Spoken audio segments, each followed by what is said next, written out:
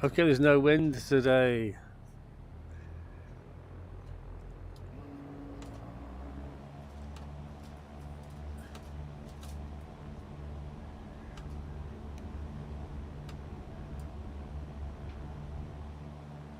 Which is handy.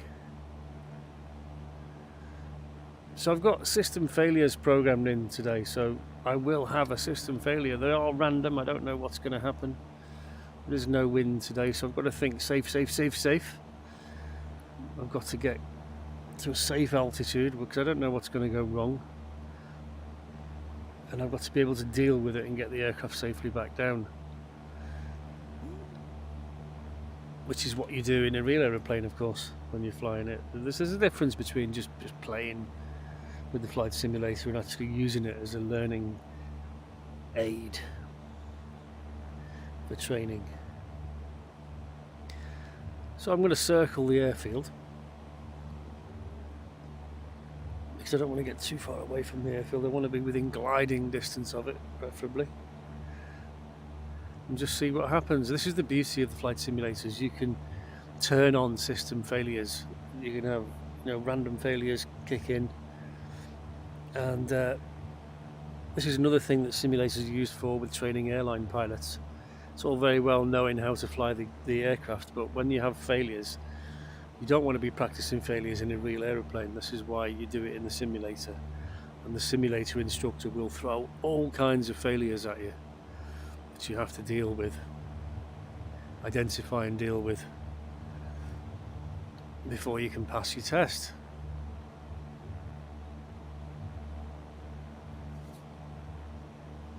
Obviously, the most serious thing that can go wrong with an airplane is it bursts into flames, I would say, or structural failure. They're sort of catastrophic, and you're going to die if they happen. So hopefully what we'll get is the worst one will be an engine failure or instrument failure, suctions. A lot of these instruments are driven by suction, and if the suction fails, the instruments will stop working. And so we're looking out with VFR, we can see all around us. You can actually land the aeroplane without an airspeed indicator if you have to. It's good practice to try that sometimes. They get little cups that you put over the actual dials so you can't see them, to blank them out. Everything seems okay at the moment. Magnetic, just 24's there. Feels good. We've got left and right half tanks. We're in the green. Temperatures and pressures all good. We're on both tanks. Cruising around. So we could go off and do a VFR flight somewhere else, and then something goes wrong en route. So we're just going to stay local at the moment when we start training with instrument failure, or any kind of failure really. Because if we're not in range of an airfield, we've got to land in a field, which is easy enough if you pick a good field, but some fields are full of bumps and humps and things, and that'll cause your airplane to turn over. So nothing has actually failed yet, I'm aware of.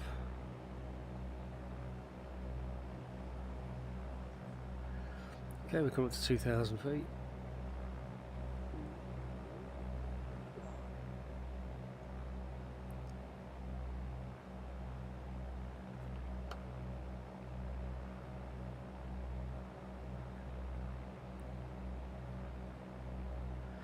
Exhaust gas temperature, that's not reading at all. Vacuum, look at that one in the green. If the vacuum thing drops off, there's no suction, so the compass is not going to be driven, and neither is the artificial horizon, so that will just topple out on me, and it won't be any use to me whatsoever. But hang on, I've got I can't push the stick forward. Okay, that's serious. That's a control failure. Okay, so I've got to control the descent with the power. I've got ailerons I can roll, I can pull up, but I can't push forward. Okay, so I've got to do this with the trim. Okay, there's a trim wheel there.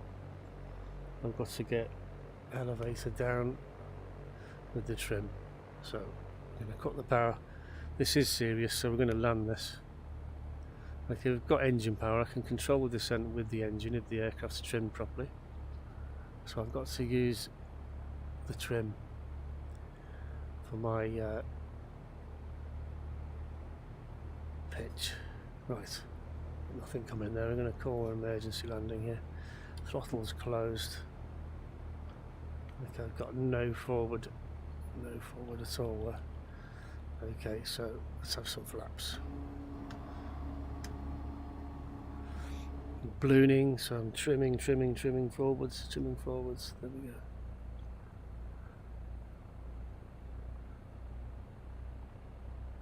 Right down low. So now that we've identified the fault, it's a case of getting the aircraft back on the ground using the trim wheel, the elevator trim. Okay.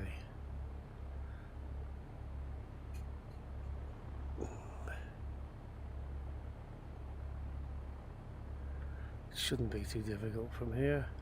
A bit high. Let's use full flaps now. I've got to use more trim.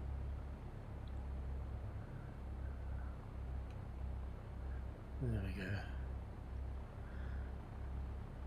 Obviously a control issue like this is very serious, and the engineers will be very keen to find out what's gone wrong there. We are high, we don't need to land at the beginning of the runway, we just need to get this aircraft down safely. Throttle is closed, full flaps, we've got 60 degrees. Could side slip it in here, but they don't recommend side slipping with full flaps, or with any flaps really, but you can do it. But it's coming down nicely, the runway's nice and long, I don't think we've got a problem here. But when we come to flare, hopefully we'll have enough authority there. So we're flaring stages. Yes, it's coming up, Watch our airspeed.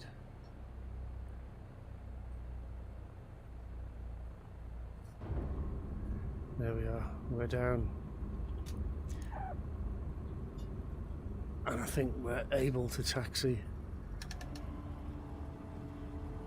back to the hangar. So yeah, it's good to practice with failures. Pick a nice easy airplane to fly like a 172 and just think failures, because you don't know what's going to happen. There are random failures. I haven't programmed it to do that. Okay. And we have a quick look outside. I'm going to push the stick fully forward. You can see there's nothing. It's coming back, but it's not going forwards. So that means I've got up elevator authority, but no down elevator authority. So I have to use the trim wheel.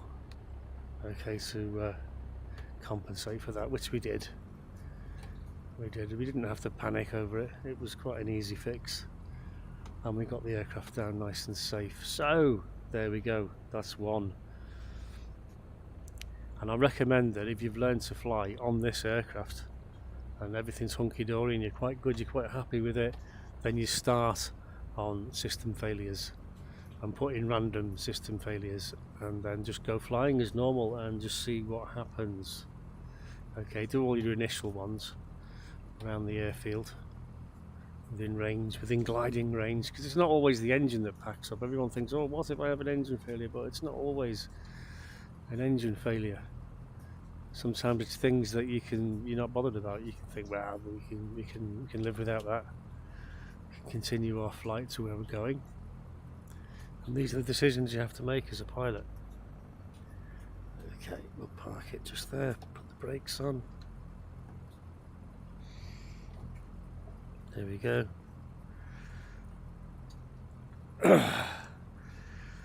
And we can turn the avionics off and switch off. Thanks for watching.